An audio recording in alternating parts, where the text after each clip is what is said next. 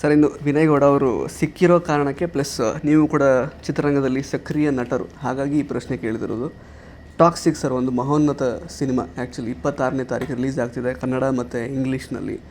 ಅಂದರೆ ಇಡೀ ಕನ್ನಡ ಸಿನಿಮಾ ಇಂಡಸ್ಟ್ರಿಯವರು ಜೊತೆಗೆ ಕನ್ನಡಿಗರಾಗಿ ನಾವು ಪ್ರೌಡ್ ಫೀಲ್ ಮಾಡಬೇಕಾಗಿರುವಂತಹ ಒಂದು ವಿಷಯ.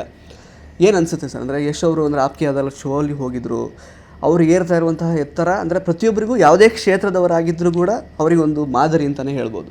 ಏನು ಅನಿಸುತ್ತೆ ಟಾಕ್ಸಿಕ್ ಕಂಟೆಂಟ್ಸು, ಟ್ರೈಲರು, ಮತ್ತು ಎಷ್ಟು ನೀವು ಉತ್ಸುಕರಾಗಿದ್ದೀರಾ ಅಂತ? ಸರ್, ಟಾಕ್ಸಿಕ್ ರಿಲೀಸ್ ಆದಮೇಲೆ ಕನ್ನಡ ಇಂಡಸ್ಟ್ರಿ ಕಡೆಗೆ ಪ್ರತಿಯೊಬ್ಬರು ತಿರುಗಿ ನೋಡಿದಾಗ ಕನ್ನಡ ಇಂಡಸ್ಟ್ರಿ ಅವರು ಕೊಡೋ ಉತ್ತರ ಒಂದೇ: ದಬಾಯಿ.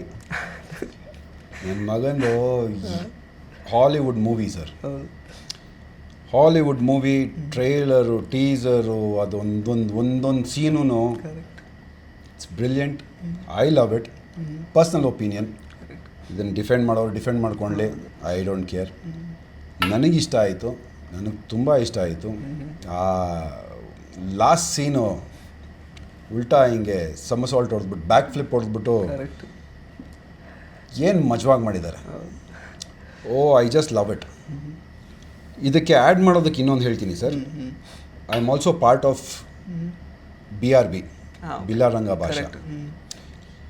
ಇದು ಬರೀ ಟಾಕ್ಸಿಕಾಗಿ ನಿಲ್ಲೋದಿಲ್ಲ.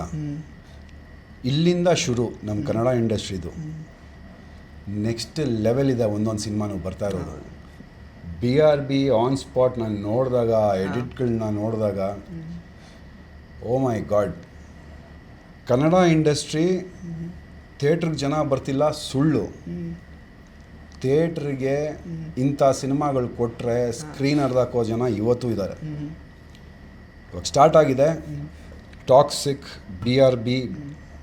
ನೀವು ನೋಡಿ ನೆಕ್ಸ್ಟ್ ಏನಾಗುತ್ತೆ ಅಂದ್ಬಿಟ್ಟು. Kannada industry will rule, Indian rule ಮಾಡ್ತಾರೆ.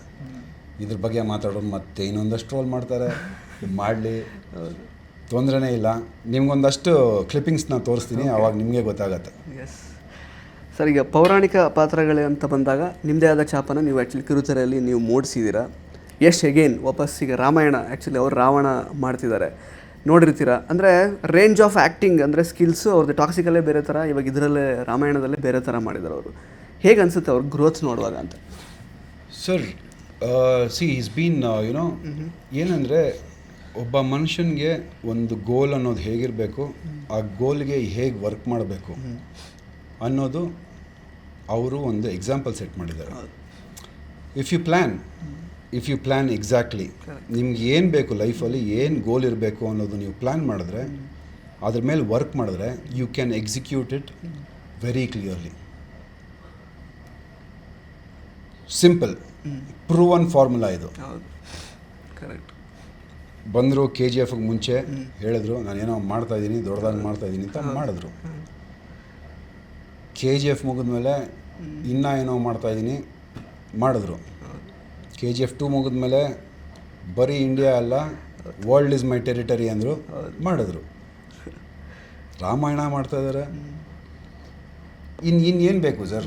ಗೋಲ್ ಸೆಟ್ ಮಾಡು, ಕಿಲ್ ಮಾಡು, ಗೋಲ್ ಸೆಟ್ ಮಾಡು, ಕಿಲ್ ಮಾಡು. ನಿಮ್ಮ ಗೋಲ್ಸ್ನ you beat your goals, set a new goal. ಅದನ್ನು ತೋರಿಸ್ಕೊಟ್ಟಿದ್ದಾರೆ. ಟ್ರೂ ಒನ್ ಫಾರ್ಮುಲಾನ ನಾವು ಈ ಎಲ್ಲ ಬೇರೆ ಆಟಗಳನ್ನ ಆಡೋದು ಬಿಟ್ಬಿಟ್ಟು ಸೆಟ್ ಆರ್ ಗೋಲ್ಸ್ ಸ್ಟ್ರೈಟ್ ಮಜ್ಜವಾಗಿ ಮಾಡ್ಬೋದು. ನಮ್ಮ ಇಂಡಸ್ಟ್ರಿನೂ ಹಂಗೆ ಉದ್ಧಾರ ಆಗುತ್ತೆ, ಪರ್ಸ್ನಲಿ ನಮ್ಮ ಕರಿಯರ್ಗಳೂ ಉದ್ಧಾರ ಆಗುತ್ತೆ. ಅದಕ್ಕೊಬ್ಬರು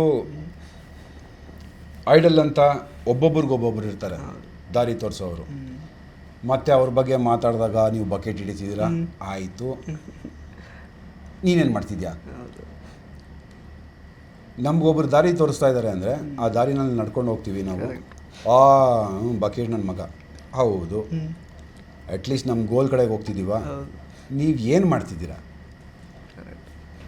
ನನ್ನ ಕೈನಲ್ಲಿ ಆಗದಿರೋದು ನೀವು ಮಾಡಿದಾಗ ನನಗೆ ಹಂಗೆ ಅನಿಸೋದು, ಬಕೆಟ್ ಹಿಡಿತಾ ಇದ್ದಾನೆ ಅಂತ. ನಿಮ್ಮ ಕೈನಲ್ಲಿ ನಾನು ಮಾಡೋದು ಆಗದೆ ಇದ್ದಾಗ ನಿಮಗೂ ಹಂಗೆ ಅನಿಸೋದು. ಹ್ಯೂಮನ್ ಥಿಂಕಿಂಗ್ ಪ್ರಾಸೆಸ್ ಇರೋದೇ ಹಾಗೆ. ಯಾರ್ದು ತಪ್ಪಿಲ್ಲ ಇಲ್ಲಿ. ಇಂಟರ್ನೆಟ್ದು ತಪ್ಪಲ್ಲ, ರೋಸ್ಟ್ ಮಾಡೋರ್ದು ತಪ್ಪಲ್ಲ, ಟ್ರೋಲ್ ಮಾಡೋರ್ದು ತಪ್ಪಲ್ಲ, ಅದಕ್ಕೆ ಕಂಟೆಂಟ್ ಕೊಡೋರ್ದು ತಪ್ಪಲ್ಲ. ಎಲ್ರಿಗೂ ಬೇಕಾಗಿರೋದು ಅಲ್ಟಿಮೇಟ್ಲಿ ದುಡ್ಡು, ಒಂದು ಪರಿಚಯ, ಒಂದು ಹೆಸರು.